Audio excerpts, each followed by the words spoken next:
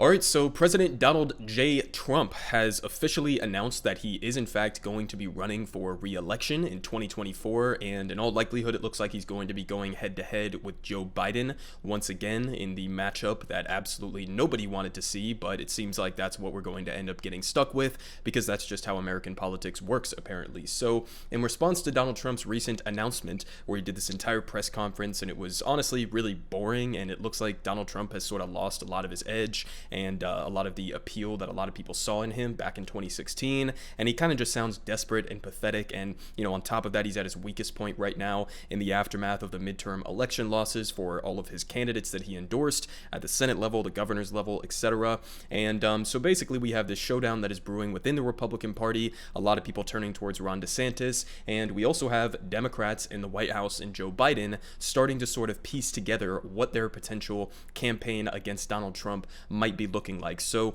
I got a video here that was put out by Joe Biden directly, and we're just going to go ahead and watch this because honestly the reason I'm bringing this to you guys is because this is somewhat better messaging than what I've seen out of Democrats so far, and I think that if they continue on the trajectory that you're going to see in this narrative that they're building in this advertisement, they might actually have a decent shot if Donald Trump is the candidate at beating him. So let's just go ahead and watch this. Nobody has ever done what we've done in the last 4 years. Their entire economic plan, tax cuts for the rich and corporations. And record-breaking unemployment. The worst jobs report on record. Trump is the only modern president to leave office with fewer jobs than when he took office. The Trump administration formally asking the Supreme Court to overturn the Affordable Care Act. This could leave up to 23 million Americans without coverage. I hope that they end. It'll be so good if they end. You also had people that were very fine people on both sides. Do you believe in punishment for abortion? Yes or no? There has to be some form of punishment. For the woman? Yeah, there has to be some form. And if I win, we will treat those people from January 6th fairly. And if it requires pardons, we will give them pardons. Okay, so I mean, again, not that bad, right? I mean, they kind of hit all of the high marks there. They touched on some of the biggest issues that were in the minds of the American people during these past elections. And I think that it's notable the order that they chose to put all of this in, right? Because, one of my main critiques in terms of the midterm strategy that was being deployed by Democrats is that it seemed like they were giving a little bit too much attention maybe to the abortion issue. It looks like that actually ended up paying off for them to a large degree because that ended up being tied with the economy and inflation in terms of the exit polls and all of that data that we got.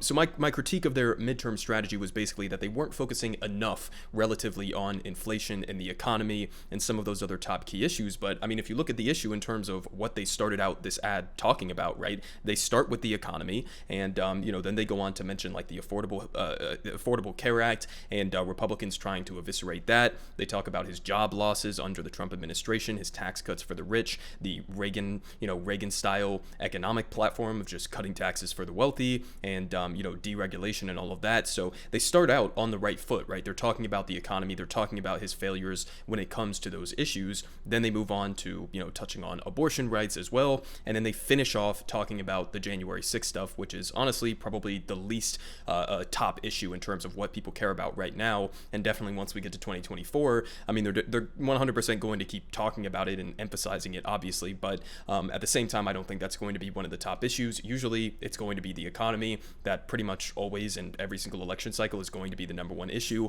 And then beyond that, you're going to have all of those other things that they were just talking about. So, I mean, generally relative to what Democrats usually spend their time talking about and, relative to their previous failures in terms of going after Donald Trump on substantive and effective things, this is a lot better, right? But again, you still have the fact that we are being led by Joe Biden. Nancy Pelosi is actually on her way out. I'm going to cover that in a new video later today, where she is now resigning as the Speaker of the House, and she's no longer going to be even leading the Democratic caucus within the House of Representatives, even as they're now in the minority. And, but we're still left with guys like Joe Biden who are just kind of ineffectual, uninspiring. He's not somebody who is actually trying to push for a bold economic populist agenda. I mean, there have been some policies that he's passed that I definitely agree with, some of them that have been taken off the table later down the line, but a lot of them were pretty much just milquetoast, watered down, half measures that he was pushing because that's just who he is. That's who he has always been. As a senator, he was somebody who was one of the most conservative Democrats, pushed for the creation of a lot of the problems that he is now half-assed trying to solve, right? Talking about the, 91 crime bill, or the 94 crime bill that he authored, talking about, bankruptcy reform legislation that he backed, talking about the Iraq War, the Afghanistan War, so many different examples that you could point to in terms of Joe Biden helping to be the architect of a lot of the problems that, again, he's pretending to solve right now. And, so, going into the 2024 election, I do think that Joe Biden could be a stronger candidate if he's going up against Donald Trump. But the question then is he actually going to be going up against Donald Trump? And, again, there's this huge battle that's still brewing within the Republican Party in terms of who is going to be their candidate for the future. And I've covered this in a couple different videos before, but it definitely seems like a lot of rats are fleeing the ship in regards to Trump's recent 2024 announcements. So we had this that just dropped a couple days ago from the New York Times. They say big name donors are moving on from Trump. Deep-pocketed conservatives, including Stephen A. Schwarzman and Kenneth Griffin, said that they plan to back alternatives to the former president. So, again, are they going to back, I don't know, like Mike Pompeo or Mike Pence, or are they going to get behind Ron DeSantis?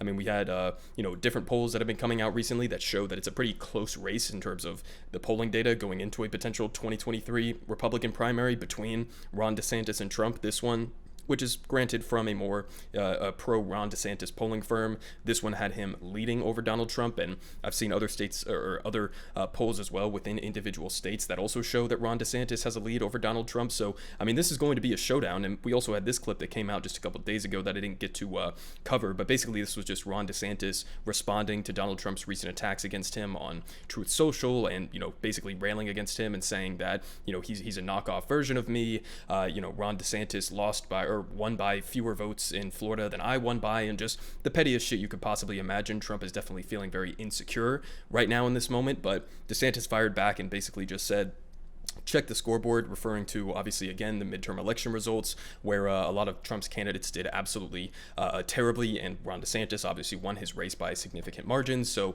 again, this is the this is the run-up that we are going to have to keep talking about, unfortunately, going into 2024, right? It's 2 years away at this point. Kind of feels like it's a little bit too early to be talking about this in any serious way, but this is what we are going to have to look forward to. It absolutely sucks that it looks like we are, in all likelihood, going to legitimately get a second matchup of Joe Biden versus Donald Trump, two people who are at the time probably going to be at least in their 80s, or getting up there, at least for Donald Trump. I'm not sure exactly how old he is, but we're going to basically have like two 80-year-old corrupt, a barely cognizant, semi-senile presidential candidates who really nobody in the country overwhelmingly likes, right?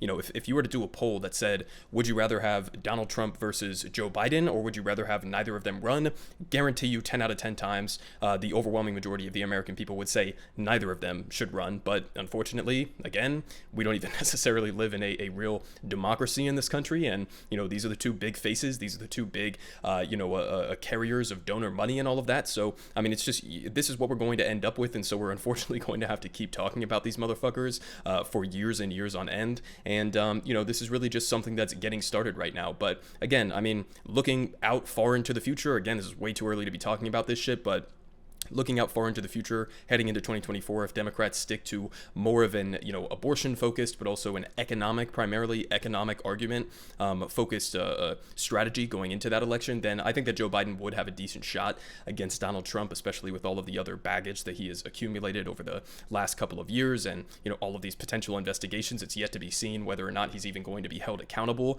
for his just rampant criminal behavior on so many different fronts.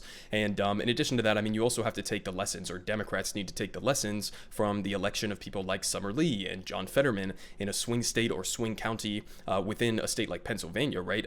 There's a reason why John Fetterman outperformed Joe Biden in the state of Pennsylvania, even in some of these pro-Trump counties. The reason for it is because he was running on a bold left-wing economic message. And so Democrats, Joe Biden, you got to use the next couple of years, even though you don't have control over the House of Representatives anymore, and just try to get as much done as you possibly can moving in that direction, right? There's a lot that you could try to pressure Republicans Republicans on to get some bipartisan support within the House of Representatives. You would only need to peel off like a couple of them. I mean, literally, depending on what the final House results look like, you might only need to pull off like 4 or 5 Republican House members in order to pass something in regards to, like, I don't know, infrastructure or some other thing that they pretend to care about, and you could try to put a lot of pressure on them in order to fall in line with something like that. So yet to be seen how this is going to play out, but I will keep you guys updated, I guess, as we continue having to talk about all of these corrupt old senile politicians going into 2024.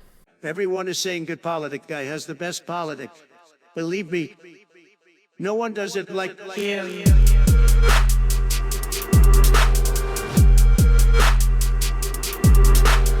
Believe me,